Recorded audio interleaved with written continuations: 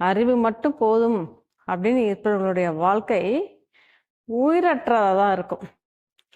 ஞானம் பெற்றவங்களோட வாழ்க்கை தான் உயிரோட்டம் உள்ளதாக இருக்கும். இப்போ நீங்கள் அறிவால் யோசனை பண்ணி ஒரு பிஸ்னஸ் பண்ணுறீங்க. அந்த பிஸ்னஸ் பண்ணி கோடி கோடியாக பணம் சம்பாதிச்சிட்டீங்க. அதுக்கு மேலே அந்த அறிவால் என்ன பண்ண முடியும்னு நினைக்கிறீங்க? ஒன்றும் முடியாது. அதுக்கு மேலே அந்த அறிவால் ஒன்றும் பண்ண முடியாது. இன்னும் சொல்லப்போனால் அந்த அறிவு பயத்தை தான் கொடுக்கும், நிம்மதி இல்லாத தன்மையை தான் கொடுக்கும். என்னன்னா அந்த பணத்தை பாதுகாக்கணுமே அப்படிங்கிற பயம் வந்துடும், நிம்மதி இல்லாத தன்மையை கொடுத்துரும்.